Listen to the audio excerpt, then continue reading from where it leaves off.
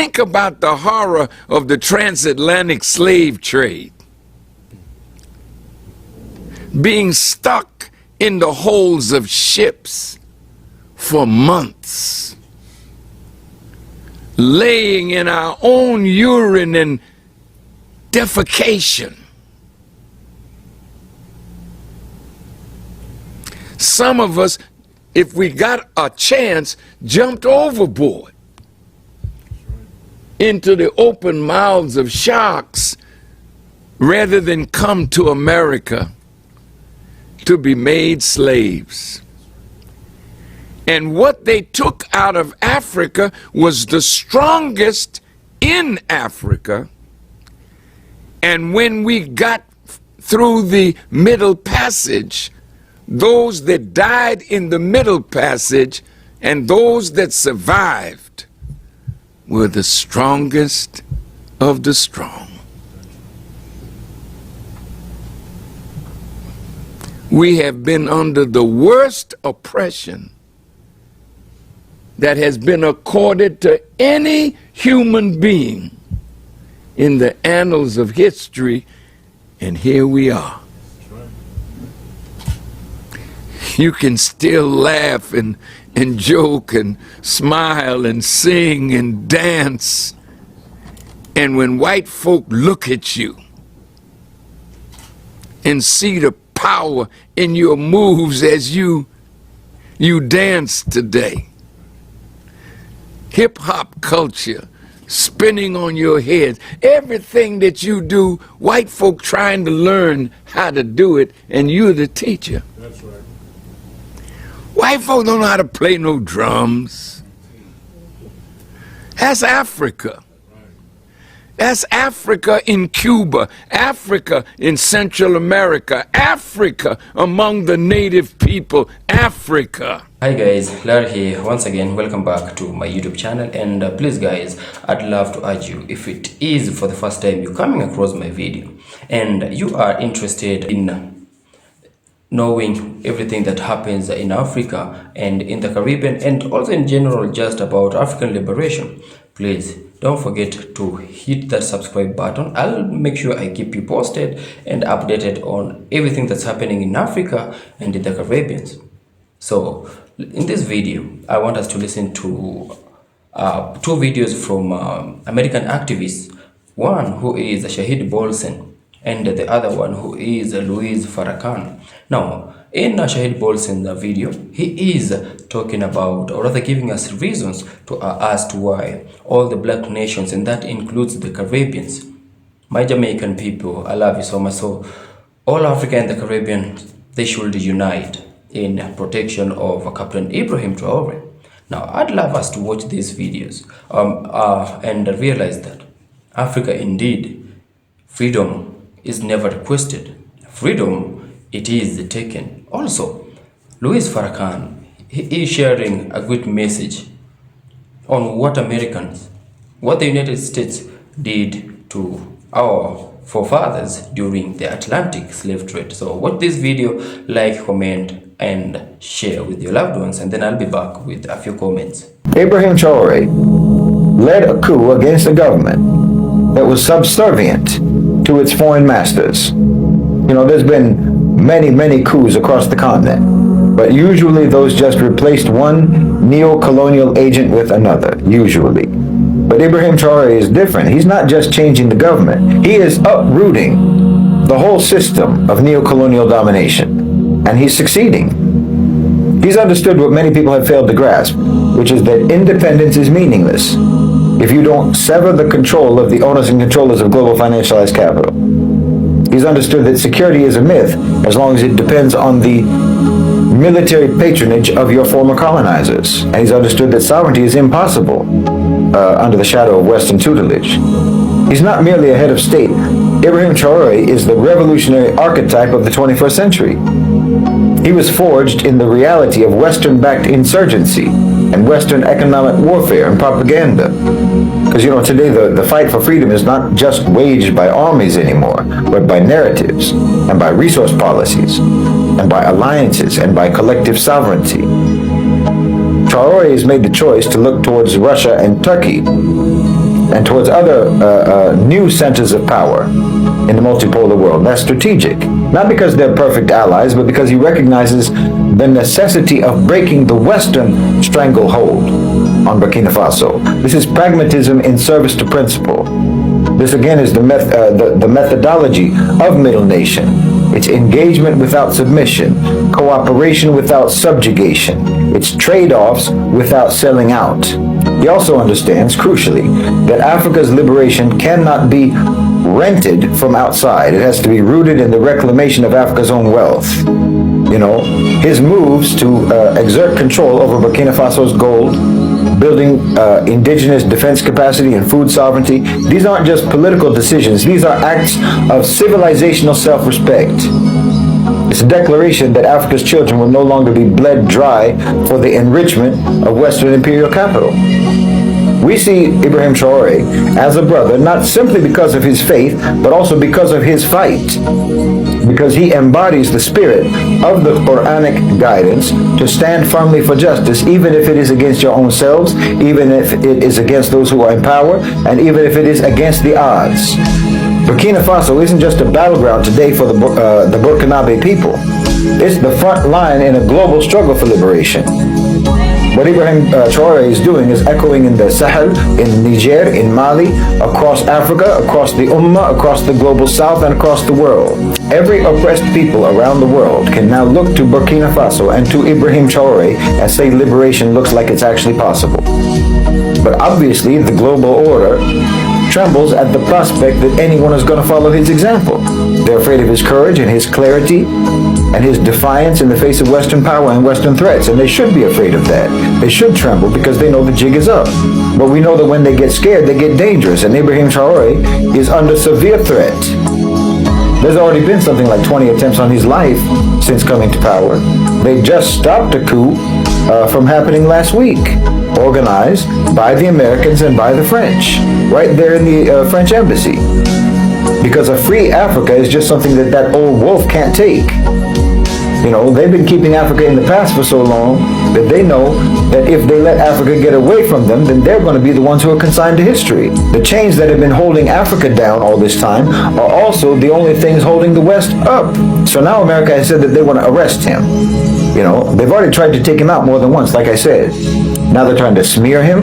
They're trying to attack him. They sent the head of AFRICOM to the Ivory Coast a couple of days ago, which is a neighbor of Burkina Faso and which is known to have, allegedly anyway, participated in the killing of Thomas Sankara.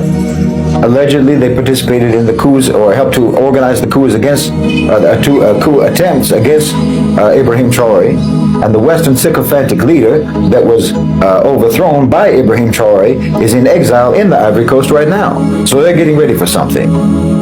Understand, Ibrahim Traore isn't just fighting insurgents and militants in the desert. No, every time he has to meet with some Western diplomat or politician or ambassador, he's fighting that same enemy. They're just wearing a suit and tie and meeting in some conference room or some embassy somewhere. But it's the same enemy that he's fighting in the desert. He doesn't have a meeting with any Western official except it's a kind of combat. Imagine. The same ones that are smiling at you from across the table, those are the same ones who are also paying mercenaries to kill you. Listen, this is important. Burkina Faso is important. Ibrahim Traore is important for everyone, not just for Africans, not just for the Burkinabes. This isn't about idolizing the man. It's about understanding the importance of what he represents. And what he represents is a paradigmatic shift that the whole world needs. You understand me? The OCGFC have been on a path of power consolidation for decades, accumulating more and more power in fewer and fewer hands, and leaving almost nothing beyond their control. We are in a struggle against this consolidation. Do you understand? It's a struggle for decentralization. That's the essence of it. That's what multipolarity is. It's decentralization. We need to pursue, protect, and preserve variance. They don't want there to be any options. They don't want there to be any divergence, any independence. But see, they built their power structure initially on the assumption that American power would last forever. Now they're understanding that they have to recalibrate. They need to transition. It's like they built one of those Jenga towers on a kitchen table, and now they have to relocate it. They have to move that tower all the way across town without it falling apart. Because now you have to move to the global south. It's a completely different terrain than what they're used to.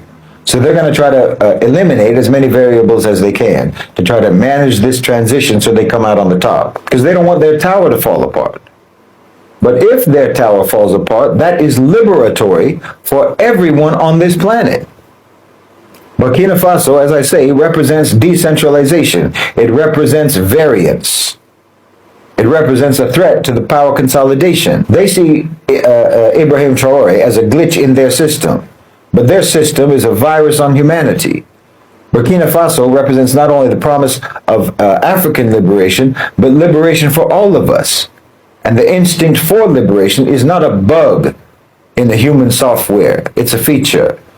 So everyone should do whatever they can, and we should all do all we can to try to defend and protect Ibrahim Traore. Because wallahi, this is a matter of self-defense. Ibrahim Traore isn't simply a political figure. He's a turning point.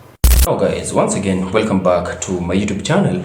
So in this video, we actually have to first appreciate Shahid Bolsen, an American activist, for his great work, and also Louis Farrakhan, a very great religious leader. They both have been always trying to fight for the rights of black people. They fight for freedom of Africa, freedom of the Caribbeans. We actually have to appreciate them so much for the good work. Now in these videos that we've watched, we've seen Shahid Bolsen tell us to why the West take Ibrahim Traore to be a threat. And indeed, yes, Ibrahim Traore is a threat to the Western countries, because we've seen how many assassination attempts this great leader has managed to evade. And all of these assassination attempts just comes because this guy, he is fighting for the freedom of Africa, for the freedom of his people. He wants his country, he wants his continent to be free from the hands of the West.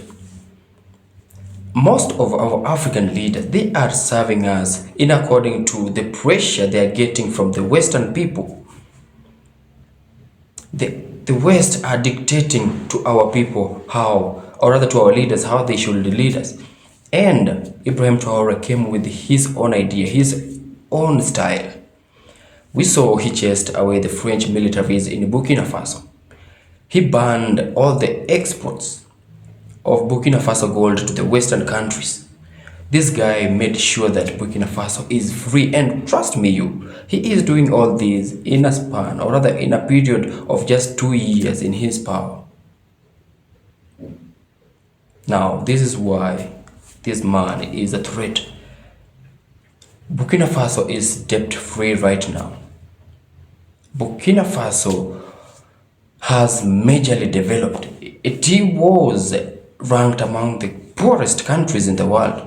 And look at his great work. Captain Ibrahim Traore has brought life back in Burkina Faso. People love this guy. We've seen protests. People are marching out in support of, and that's why Louis Farrakhan, in one of his videos, he told us that there will come a time where when you touch one great black leader, you'll have touched Africa in general and all the black nations. And look at what's happened. Ibrahim Traore brought the world to a standstill. People marching from all sets of the world, even the white people, they came out in the streets. And all of these, they are condemning the act of the United States and France to when they attempted to arrest Ibrahim Traore. And this comes as when they let Michael Langley give out false accusations on Captain Ibrahim Traore. They accused Ibrahim Traore of using Burkina Faso's gold in protecting himself instead of the gold being used to benefit the people of Burkina Faso. I mean, for someone to give such words to the press, to the public, for you to feed the public such kind of information, trust me, you don't have any idea of what is happening in Burkina Faso. Captain Ibrahim Traore is the leader that people have went to the streets to protest, that they don't want any other leader. They want Ibrahim Traore to continue. So you're telling me people are being oppressed, they're still protesting that they need their leader to continue serving them. They don't want anybody else. So, black people, you're being appreciated for stepping out and showing love to Captain Ibrahim Traore. And once again, I'd love to remind you this, that freedom is not requested. You cannot request freedom from your slave master, because he wants to keep on dictating to you. He wants to keep on oppressing you. He wants to keep on stealing from you. That there is no way you can request freedom and be given. What you actually have to do is you take it. Freedom is taken and not requested. So guys, once again, more love from this side, and let's continue standing by Ibrahim Traore. We know he's a great leader, a guy who has managed to survive 20 assassination attempts. And that shows us that this indeed is a great leader. So once again, if you're watching my videos for the first time, remember to hit the subscribe button so that you don't miss any update that I'll be providing you from Africa and the Caribbean. I'll keep you posted and frequently updated about Captain Ibrahim Traore and what's happening around the world. So until we meet again in my next video, peace out and one love.